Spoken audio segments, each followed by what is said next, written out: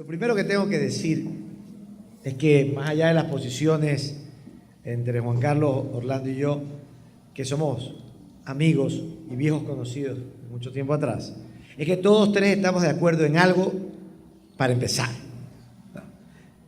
Cuando conoces a Beatriz y te invita a un foro, es muy difícil decirle que no. Ya, empecemos por eso. Por eso es que estoy acá. Lo segundo, que en algún momento de nuestra vida fuimos perseguidos, los tres, claro que sí. Yo quería solamente apostillar que en el 94, cuando era muy poco conocido, tenía 3 años y medio de ejercicio y se me ocurrió hacer el reportaje sobre el tema de Consuelo Benavides, que posibilitó revelar quién era el culpable del asesinato y cómo lo hicieron. Yo también fui perseguido. Y en esa época, ni la Constitución de esa época decía lo que dice el artículo 19. Dice, perdón, el 18, numeral 2. No existirá reserva de información excepto en los casos expresamente establecidos en la ley. En caso de violación a los derechos humanos, ninguna entidad pública negará la información. Eso lo dice claramente la Constitución que yo contribuí a redactar. En esa época no existía eso.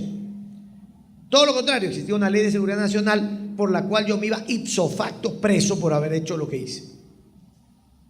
Me siguieron, me persiguieron. Finalmente el programa salió al aire por la valentía de los directivos del medio y se pudo impedir la impunidad sobre ese caso. Eso quizás los tres tenemos en común. Voy a resistirme a la tentación de apostillar a lo que dijeron mis compañeros de panel para centrarme en el tema que de suyo es, a mí me han dado un tema súper largo, la regulación democrática de los medios de comunicación, necesidad, alcances y límites de la intervención estatal. De los tres el más largo, pero bueno, como estoy en el tercer foro al que he asistido después del Armagedón, porque supuestamente el Armagedón fue el 25 de junio cuando la ley de comunicación entró en vigencia, ¿no? Así ya lo decía Orlando, pues aquí se acababa el mundo. Pasábamos a otra cosa. Y estamos los tres sentados riéndonos ahí. Cada quien ha dicho lo que ha dicho. Y aquí no pasa nada. Y estamos en la academia. Entonces se me ocurrió, le envié a Beatriz una presentación que la voy a descartar por el momento. ¿No, verdad?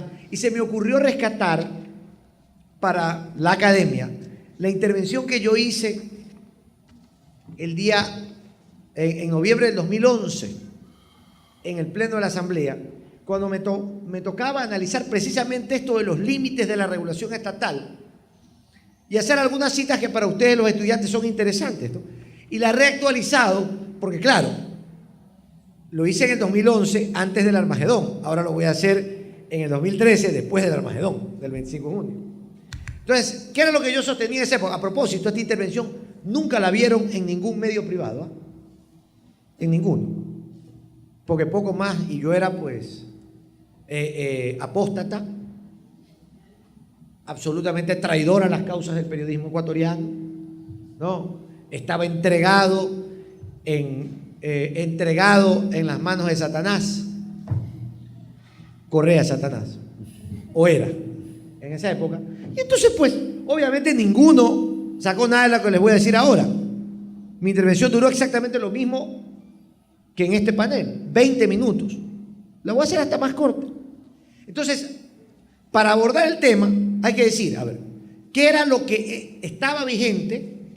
Porque el problema, y aquí le respondo un poco a Juan Carlos y concuerdo con Orlando, el problema es que se nos vendió un escenario absolutamente falso.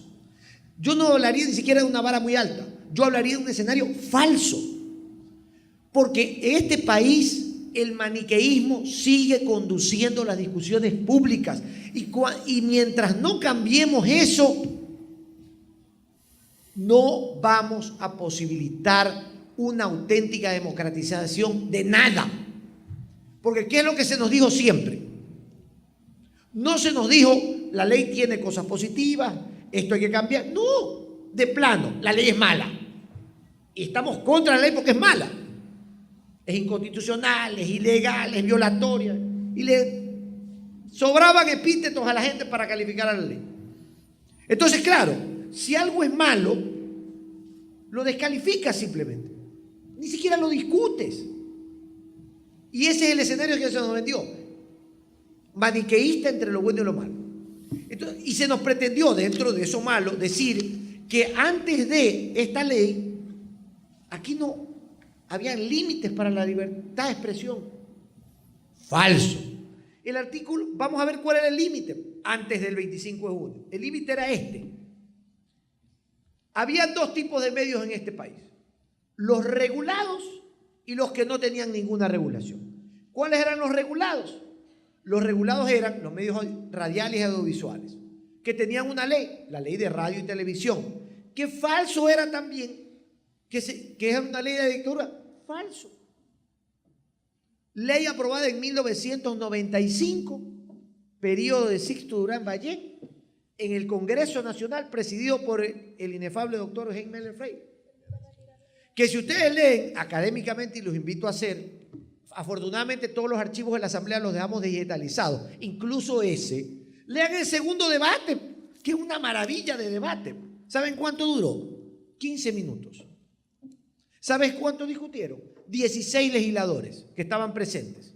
A propósito de los 16, curiosamente, más de la mitad se convirtió en radiodifusor o en dueño de una frecuencia de canal de televisión después. Y aquí están sonriendo porque no me dejan mentir.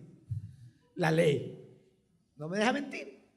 Curiosamente, después de ese debate, un montón salió con radio con frecuencias. De los que estaban allí, no un montón, la mayoría de ellos. Otros no. Sino que a veces el entusiasmo nos conduce a ser imprecisos, y hay que ser precisos. Entonces, ¿cuál era el límite? Pues, antes del Armagedón, era este. Teníamos medios no regulados y medios regulados. Los regulados eran aquellos audiovisuales o radiales por la ley de radio y televisión, aprobada en el 95, proyecto económico urgente, que no tenía nada de económico y nada de urgente, por parte de Sixto Durán Ballén, que lo envió al Congreso a petición de dos asociaciones de medios, la de radio y la de televisión. Esa es la historia real. Hubo un segundo debate de 15 minutos donde todo el mundo decía, artículo tal, más se demoraban en leer, ¿no? Artículo tal, alguien comenta, sin debate, artículo tal, sin debate. La diferencia con esta ley es que la debatimos más de 3 años. Y todo el mundo se enteró de lo que dice. O de lo que les interesaba a algunos decir sobre lo que dice la ley, para ser más exactos. ¿Y cuál era el límite de los radiales y televisivos? Artículo 44. El Consejo Nacional de Radiodifusión y Televisión regulará y controlará en todo el territorio nacional la calidad artística, cultural y moral de los actos o programas de las estaciones de radiodifusión y televisión. ¿Cuál era el límite de la intervención estatal en los medios radiales y televisados hasta junio 25 de este año? Señores, todas y todos, la moral. Ese era el límite. ¿Qué hay más subjetivo que la moral? No lo sé. Para mí la moral es lo más subjetivo que existe. Mi moral no es igual que la de ninguno de ustedes, probablemente. Coincidamos en ciertas cosas básicas, pero en otras no. Ese era el límite. Y el segundo inciso de ese artículo, que era lo que no les gustaba que se lea nunca a los dueños de los medios, es este. Si no existieran regulaciones específicas sobre las materias a que se refiere el inciso precedente, el Consejo, si había un consejo que se llamaba Consejo de Radio y Televisión, aplicará las contenidas en los códigos de ética de AER y de ACTV. Lindo. Entonces resulta que hicieron los códigos de éticas gremiales, los convirtieron en ley, de acuerdo a un inciso. Y con eso garantizaron que nunca se aplique nada, pues. Porque no había procedimiento para aplicar eso. Se dice muy bonito, pero nunca se aplica. Ese era el límite de la regulación estatal, además. El otro límite era nunca hacer nada. Yo le pregunté a Monseñor Elías Dávila, que fue el presidente del Consejo de Ética de AER mucho tiempo, Guaya y Nacional. Cuando se aplicó el código de ética de AER internamente, me dijo, nunca mientras yo fui presidente. Y fue presidente como 8 o 9 años. Grave. Entonces, ese era el otro límite. Ninguno. Entonces, claro, el tema se resume así. Si yo tengo unos medios regulados y otros que no tienen ninguna regulación en un franco discrimen frente a la Constitución, que reclama igualdad para todos, y si yo tengo como límite máximo de la intervención estatal la moral, que es como no tener nada, y tengo para esos medios la única frontera definida en los códigos de ética que lo redactamos nosotros mismos, ¡viva la fiesta! Así de simple. Entonces, claro, la ley es mala porque ahora sí impone límites que antes no habían y se lo impone a todos, no solamente a los radiales y televisados, también a los escritos. Y también la ley incluye los procedimientos. Si ustedes leen la ley de comunicación, no lo voy a hacer, pero léanla. Una de las virtudes que tiene es que siempre habla del debido proceso antes de aplicar una sanción. Y ese proceso tiene límites mínimos y máximos. Revisen la ley vigente antes del 25 de junio. ¿Saben dónde estaban los procedimientos? No en la ley, estaban en los reglamentos. Y los reglamentos los puede cambiar un presidente de la noche a la mañana, porque así la ley lo establece, es un reglamento. ¿Y dónde estaban las sanciones? Ahora las sanciones están en la ley. ¿Antes dónde estaban? En los reglamentos. Y los reglamentos entonces pueden cambiar de la noche a la mañana y por ende las sanciones. ¿Se podía antes suspender un medio parcial o totalmente? La respuesta es sí. El primer medio sancionado con esa ley fue Ecuador TV, cuando lo mató León Febres Cordero. Estaba muriéndose, pero lo mató. Lo mató antes. Y sancionaron a Ecuador TV. Ese fue el primer medio sancionado. Y la segunda sanción era suspensión temporal del medio. Hoy eso no existe. Ahora, lo importante es saber también esto de los límites estatales es invento del Ecuador. Vean, yo hice un cuadrito de derecho comparado que sigue vigente ese día en esta intervención y lo voy a repetir ahora. Es un mapa de toda Sudamérica. Entonces resulta que la ley de comunicación es un invento nuestro. La ley de radio y TV del Perú dice, artículo 2, la prestación de los servicios de radiodifusión se rige por los siguientes principios. La libertad de información veraz e imparcial. ¿Cuál fue el caballo de batalla de todo el mundo? Que la veracidad. En Perú también dice lo mismo. A Bolivia, sigamos un poquito más abajo, artículo 107 de la Constitución. La información y las opiniones emitidas a través de los medios de comunicación social deben respetar los principios de veracidad y responsabilidad. Chile, para que no dijeran que solamente estamos hablando del ALBA, de aquel círculo demoníaco de los gobiernos de izquierda. Chile, artículo ley 19733 sobre libertades de opinión e información. La libertad de emitir opinión y la de informar sin censura previa constituye un derecho fundamental de todas las personas. Su ejercicio incluye no ser perseguido ni discriminado a causa de las propias opiniones, buscar y recibir informaciones y difundirlas por cualquier medio. Se reconoce a las personas el derecho de ser informadas sobre los hechos de interés general. Colombia, artículo 20 de la Constitución, se garantiza a toda persona la libertad de expresar y difundir sus pensamientos y opiniones, la de informar y recibir información veraz e imparcial y la de fundar medios masivos de comunicación. Uruguay, es enteramente, artículo 29, es enteramente libre en toda materia de la comunicación de pensamientos por palabras, escritos, privados o publicados en la prensa o por cualquier otra forma de divulgación sin necesidad de previa censura, quedando responsable el autor y en su caso el impresor o emisor con arreglo a la ley por los abusos que cometieron. Suena familiar, ¿no? La nuestra dice ahora lo mismo. Constitución de Paraguay, artículo 28. Del derecho a informarse. Se reconoce el derecho de las personas a recibir información veraz, responsable y ecuánime. Vean, los paraguayos dicen que la información tiene que ser ecuánime. Imagínense si hubiéramos puesto eso aquí en el Ecuador. Por Dios, eso era un debate interminable.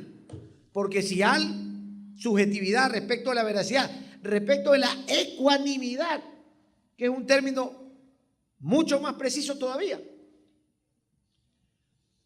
Yo recuerdo que en esa época estaba de moda esta señora, que sigue estando de moda para algunos, Catalina Botero, que es colombiana y que era la relatora de la ONU. Allá Juan Carlos estuvo con ella. Algunas veces creo, ¿no? Allá. Sí, conversando, sí. Sí, conversando. Sí. Entonces, mal pensado. Sí, pues, todos tenemos derecho a conversar. Pero la señora sobre esa época decía, nos empezaba a dar clases a los asambleístas sobre este tema. Y me encuentro, porque ella decía que en Colombia y en otros países, pues, no se podía ponerle estos adjetivos a la información. Veraz, imparcial, contrastada, contextualizada, que eso era atentatorio contra la Carta de los Derechos Humanos y contra la Constitución de Colombia.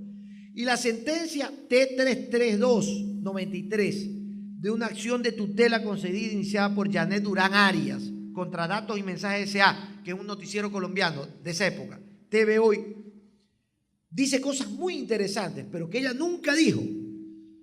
Dice, en resumen, que en Colombia la Constitución no protege todo tipo de información, sino una cierta calidad de la información. Así lo dice la Constitución, la Corte Constitucional de Colombia. Esta debe ser, siguiendo el mandato de la misma norma que reconoce el derecho, veraz e imparcial. Significa ello que no se tiene simplemente un derecho a informar, pues el constituyente ha calificado ese derecho definiendo cuál es el tipo de información que protege. Vale decir, la que se suministra, desbordando los enunciados límites, que son implícitos y esenciales al derecho garantizado, realiza antivalores, falsedad, parcialidad y por ende no goza de protección jurídica. Al contrario, tiene que ser sancionada y rechazada porque así lo impone un recto entendimiento de la perspectiva constitucional colombiana. Eso está formando parte de la jurisprudencia constitucional colombiana desde 1993. Y la señora Botero pues decía que no había que ponerle esos calificativos a la información porque eran violatorios a la Carta de los Derechos Humanos. En España, vamos a un poquito más lejos para terminar. Panchana, 2 minutos, por favor. Sí, con eso termino. Por ejemplo, se hablaba tanto del tema de la profesionalización que a muchos, me incluyo, nos obliga a volver a la universidad. Aquí está Clever Lord, que ya le voy a tocar la puerta para ver si me deja entrar. La ley de libertad de expresión en España, el artículo 33 dice, profesión periodística y título profesional. Un estatuto de la profesión periodística aprobada por decreto regulará los principios generales a que debe subordinarse y entre ellos el de profesionalidad previa inscripción en el registro oficial. Artículo 35, requisitos. Para desempeñar el cargo de director serán requisitos imprescindibles. Tener la nacionalidad española, hallarse en pleno ejercicio de los derechos civiles y políticos, residir en el lugar donde el periódico se publica y poseer el título de periodista inscrito en el registro oficial. Y en ese tiempo decían que eso era inconstitucional y que en ninguna otra parte del mundo se ponía ese tipo de límites. Ahí está España. Y así podemos seguir. Conclusión del tema.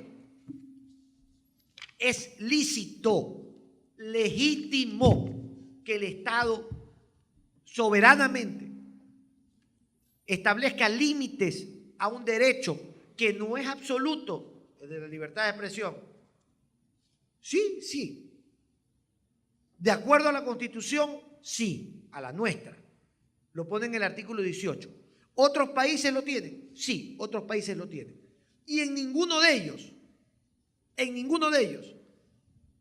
se ha dicho que esos límites son atentatorios contra los derechos humanos. El tema está en que ese límite tiene que ser racional, tiene que ser justo, tiene que ser bien aplicado. Tenemos que acostumbrarnos a ese límite. No digo que la ley es perfecta, pero creo que es lo suficientemente buena como para que aquí en el Ecuador se empiece a generar, no desde el poder, sino desde las aulas, precisamente un mejor periodismo, más responsable, más ético y sobre todo más conectado con la agenda diaria de los ciudadanos, que no sea impuesta por los dueños de los medios, sino por los intereses generales de la gente. Nada más, gracias.